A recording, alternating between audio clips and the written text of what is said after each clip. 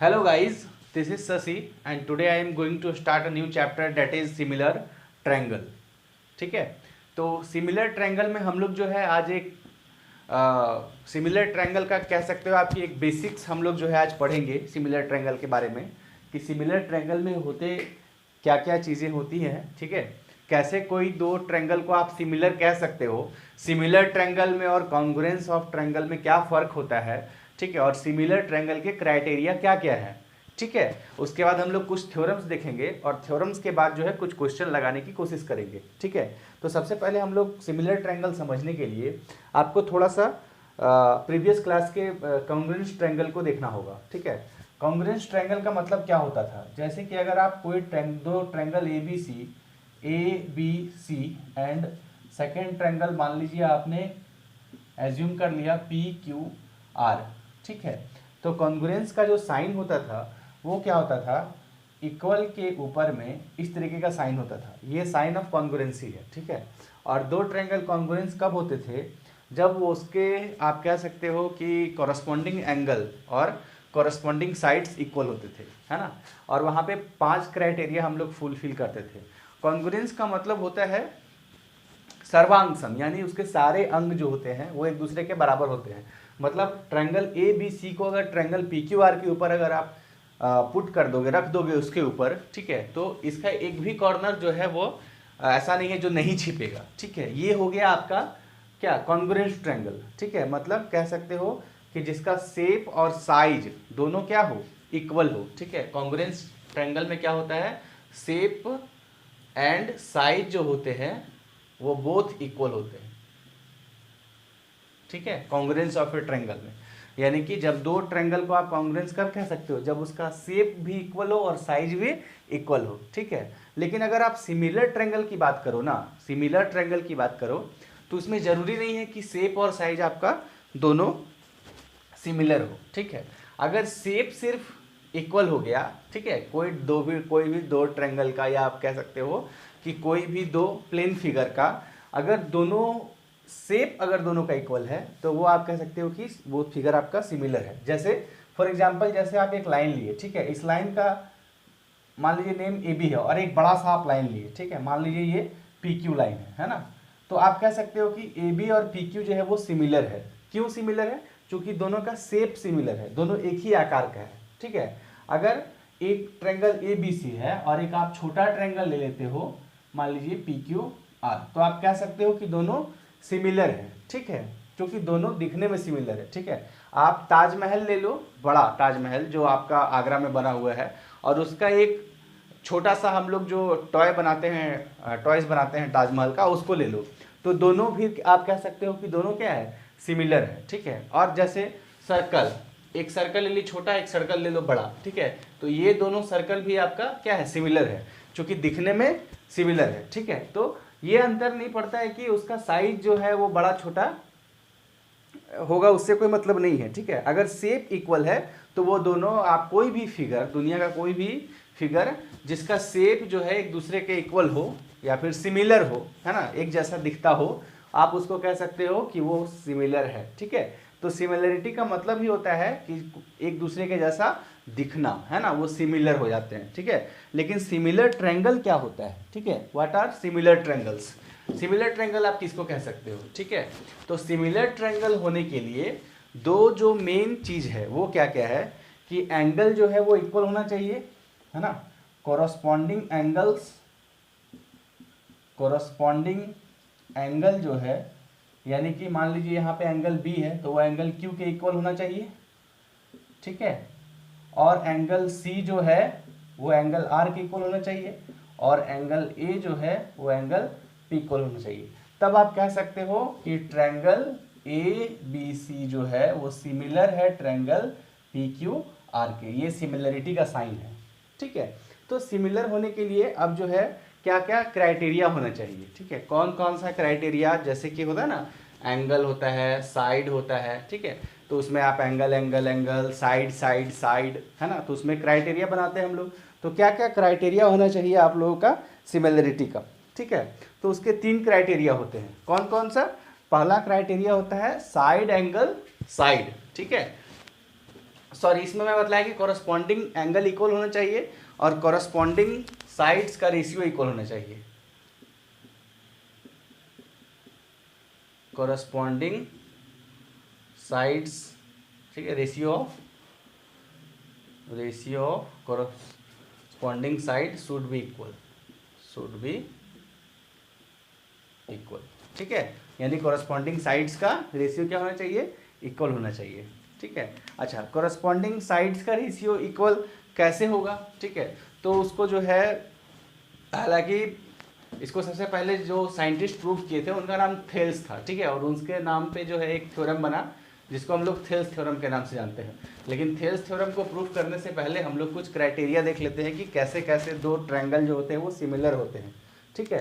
तो first criteria जो है वो है आपका साइड एंगल साइड, और सेकेंड क्राइटेरिया है आपका एंगल एंगल या फिर एंगल एंगल एंगल, या कोई दो एंगल इक्वल होना चाहिए या तीनों एंगल इक्वल हो तो और बहुत बढ़िया बात है, ठीक है। और थर्ड क्राइटेरिया है साइड साइड साइड। कहने का मतलब क्या है, जैसे आप दो ट्रायंगल एज्यूम करते हो, ठीक है, और फॉर एग्जांपल जैसे आप एक ट्रायंगल लिए पी क्यू आर, ठीक है, और एक बिग ट्रायंगल मैं ले लेता हूँ ए बी सी, है ना। तो अब इसमें क्या है, मान लीजिए कि पी क्यू जो है वो ए बी के इक्वल हो गया, ठीक है, एंगल क्यू जो है एंगल बी के इक्वल हो गया, और बी सी जो है वो क्यू आर के इक्वल हो गया। तब आप कह सकते हो कि ट्रायंगल पी क्यू आर जो है वो सिमिलर है ट्रायंगल ए बी सी के। क्राइटेरिया आपका क्या होगा, साइड एंगल साइड का, ठीक है। सिमिलर वे में अगर मान लीजिए इसी ट्रायंगल में एंगल क्यू एंगल बी के इक्वल हो जाए और एंगल पी एंगल ए के इक्वल हो जाए, ठीक है, यानी कि एंगल पी जो है एंगल ए के इक्वल हो जाए और एंगल क्यू जो है वो एंगल बी के इक्वल होगा, ठीक है, तब भी आप कह सकते हो कि ट्रायंगल पी क्यू आर जो है वो सिमिलर है ट्रायंगल ए बी सी के। लेकिन यहाँ पे क्राइटेरिया चेंज होगा, क्या क्राइटेरिया लिखोगे आप, एंगल एंगल, ठीक है। सिमिलर वे में अगर मान लीजिए कि ये साइड भी इसके इक्वल अगर हो जाए, ठीक है, वैसे फिगर में तो नहीं दिख रहा है लेकिन ऐसा अगर हो जाए तो आप कह सकते हो कि P Q R A B C के सिमिलर है, आप रीजन में डाल दोगे साइड साइड साइड, ठीक है। तो इस प्रकार जो है हम लोग किसी भी दो ट्रायंगल को बहुत ही सिंपली कह सकते हैं कि वो सिमिलर ट्रायंगल्स हैं, ठीक है। तो सिमिलर ट्रायंगल जो होते हैं, ठीक है, सॉरी, कॉन्ग्रुएंट ट्रायंगल जो होते हैं वो हमेशा, congruent triangles are always similar, but all similar triangles are not congruent. सभी कॉन्ग्रुएंट ट्रायंगल जो होते हैं वो सिमिलर होते हैं, लेकिन सारे सिमिलर ट्रायंगल जो होते हैं वो कॉन्ग्रुएंट नहीं होते हैं। ये बात अपने दिमाग में रखना है, ठीक है। अब मैं आप लोगों को सिखाऊंगा कि सिमिलर ट्रायंगल में जब हम लोग लिखते हैं ना, सिमिलरिटी केस लिखते हैं, तो बहुत सारे बच्चे क्या करते हैं, वो गलत कर देते हैं। क्या क्या गलतियां होती हैं वो मैं दिखाता हूं आप लोगों को, ठीक है। तो दोस्तों अपन जो हम लोग थ्योरम प्रूफ करने जा रहे हैं उसको हम लोग थेल्स थ्योरम के नाम से भी जानते हैं, ठीक है, और कभी कभी इसको बेसिक प्रोपोर्शनलिटी थ्योरम भी बोला जाता है, ठीक है ना। तो if a line drawn parallel to one side of a triangle intersect the other two side in distinct point, then the other two sides divided into same ratio. ये है आपका थ्योरम, ठीक है। यानी कि अगर हम लोग किसी भी ट्रायंगल के कॉरस्पॉन्डिंग, ठीक है, क्या करें, एक लाइन ड्रॉ करें ऐसा, ठीक है, मान लीजिए कि हम लोग ने ट्रायंगल कैसा ले लिया, इस तरह का, कि आपका जो है वो साइड ए बी ये हो गया, ठीक है ना, और ये सी हो गया। तो अगर हम लोग बी सी के पैरेलल एक लाइन ड्रॉ करें जिसका नाम हम लोग दे देते हैं डी ई, ठीक है ना, तो अगर ये इसके पैरेलल हो गया, ठीक है, तो अकॉर्डिंग टू थेल्स ने क्या कहा था कि A D by D B जो है इक्वल हो जाएगा ए ई अपॉन ई सी के, ठीक है। ये चीज़ प्रूफ हो जाएगा कि किसी भी ट्रायंगल में अगर आप एक साइड डालोगे पैरेलल टू अदर साइड, ठीक है, जो कि अनदर टू साइड को क्या करेगा, इंटरसेक्ट करेगा, तब उस ट्रायंगल का जो रेशियो है, मतलब आप कह सकते हो कॉरस्पॉन्डिंग रेशियो जो है वो कुछ इस प्रकार आएगा, A D upon D B equal to A E upon E C, ठीक है। ऐसा क्यों, क्योंकि यहाँ पे आप क्या देख रहे हो, छोटा वाला ट्रायंगल ए डी ई, ठीक है, और बड़ा वाला ट्रायंगल ए बी सी, ठीक है, ये दोनों सिमिलर दिख रहे हैं ना। और सिमिलर ट्रायंगल के कॉरस्पॉन्डिंग साइड्स जो होते हैं वो क्या होते हैं, आप कह सकते हो इक्वल होते हैं, ठीक है, या प्रोपोर्शनल होते हैं, ठीक है। तो इसी थ्योरम को हम लोग सबसे पहले क्या करेंगे, प्रूफ करने की कोशिश करेंगे, ठीक है। तो सबसे पहला काम क्या है, टू प्रूव लिखना है ना, टू प्रूव लिखना। तो टू प्रूव में हम लोग क्या लिख सकते हैं, टू प्रूव, क्या प्रूफ करना है हम लोग को प्रूफ करना है AD upon DB equal to AE upon AC, ठीक है। उसके बाद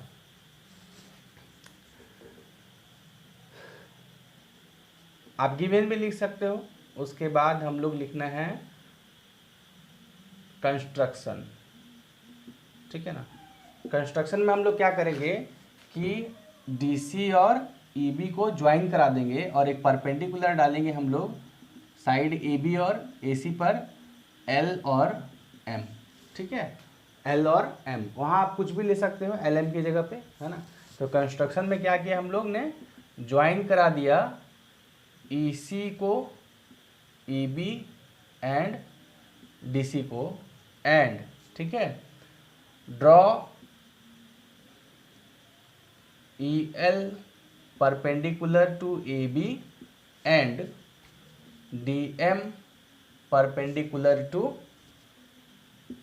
AC, ठीक है ना। हम लोगों ने क्या किया, EB और DC को जोड़ दिया और EL परपेंडिकुलर ड्रॉ किया लाइन AB पे और DM परपेंडिकुलर किया लाइन AC पे। ये हमारा कंस्ट्रक्शन में आ गया, ठीक है।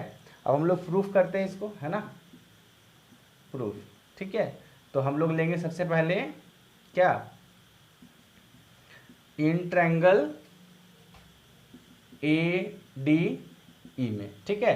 तो एरिया ऑफ ट्रायंगल अगर आप ADE निकालोगे तो क्या आ जाएगा, हम लोग को पता होता है, फॉर्मूला होता है हाफ इंटू बेस। तो बेस यहाँ पे क्या है आपका, बेस हो गया AD और हाइट हम लोग ले लेंगे EL, ठीक है, या LE, हाइट को हम लोग LE ले लेते हैं, है ना। तो ये हो गया आपका area of triangle ADE। Similar way में अगर आप एरिया ऑफ ट्रायंगल क्या निकालो, एरिया ऑफ ट्रायंगल DBE निकालोगे तो हो जाएगा हाफ इंटू बेस DB, है ना, और आपका हाइट यहाँ भी हो जाएगा LE, ठीक है। चूंकि LE हाइट जो है वो टोटल AB पे है, तो वो उस भी ट्रायंगल का जो है हाइट क्या हो जाएगा, LE हो जाएगा, है ना। अब जो है अगर आप रेशियो निकालो, ratio of triangle ADE upon ratio of triangle DBE, ठीक है। तो वाट हम लोग क्या पाएंगे, what we will get, half into AD into LE upon half into DB into LE। LE आपका कट हो गया, हाफ हाफ भी कट गया, तो अपने पास क्या बचा, AD बाई DB, है ना, AB बाई DB। आप क्या करो, इसको इक्वेशन 1 मान लो, ठीक है। यानी area of triangle ADE upon area of triangle DBE का वैल्यू क्या आ गया, AD अपॉन DB आ गया, ठीक है। अगेन हम लोग क्या करेंगे, सिमिलर वे में उस साइड से हम लोग जो है यानी कि ADE और DE ECD का हम लोग क्या करेंगे, एरिया निकालने की कोशिश करेंगे, ठीक है। तो मैं जो बचा हुआ जगह है उसमें निकालने की कोशिश करता हूँ, है ना। तो यहाँ पे अगर हम लोग निकालें क्या, एरिया ऑफ ट्रायंगल, अच्छा AED बोलो या ADE बोलो, एरिया तो हमेशा सही सेम ही होता है ना। तो अगर आप एरिया ऑफ ट्रायंगल AED निकालोगे, है ना, तो क्या आ जाएगा आपका, half into AE base into height क्या हो जाएगा DM, ठीक है। अगेन एरिया ऑफ ट्रायंगल अगर आप क्या निकाल दो, ECD का, ठीक है, तो वो भी हो जाएगा आपका half into base EC into height DM, ठीक है। अब जो है फिर से अगर आप इसका रेशियो निकालो तो area of triangle AED upon area of triangle ECD अगर आप निकालोगे तो हाफ हाफ आपके कट जाएंगे, DM कट जाएंगे, तो क्या आएगा, AE अपॉन AC, ठीक है। इसको आप क्या मान लो, इक्वेशन 2 मान लो, है ना।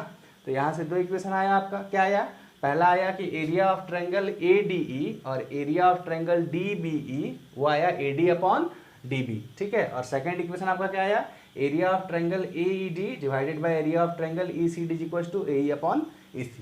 लेकिन हमको क्या प्रूफ करना है कि AD बाई DB जो है ना वो AB बाई EC के क्या होगा, इक्वल होगा। ठीक है, तो अब इसको प्रूफ करने के लिए आपको थोड़ा सा क्लास 9th में जाना होगा। ठीक है, क्लास 9th में हम लोगों ने क्या पढ़ा था कि अगर सेम बेस से और सेम पैरेलल लाइन के बीच में अगर दो ट्रायंगल हो, मान लीजिए ये ट्रायंगल ABC है और ये D है ACD, तो एरिया ऑफ ट्रायंगल ABC जो है वो एरिया ऑफ ट्रायंगल ACB के क्या हो जाएगा,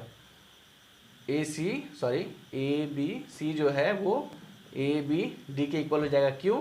क्योंकि दोनों सेम पैरेलल के लाइन में है और दोनों एक ही बेस से है। ठीक है, सिमिलर वे में यहाँ आप क्या देखो कि यहाँ आपका DE जो है वो BC के पैरेलल है। ठीक है, DE जो है वो BC के पैरेलल है और ये ट्रायंगल यानी कि DEB और DCE दोनों ट्रायंगल सेम बेस से है और पैरेलल लाइन के बीच में है, इसलिए दोनों ट्रायंगल का एरिया क्या होगा, यानी कि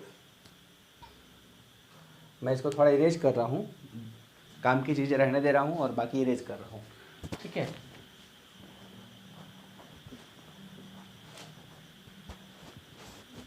ठीक है, तो क्या होगा, we can write area of triangle DEB equals to area of triangle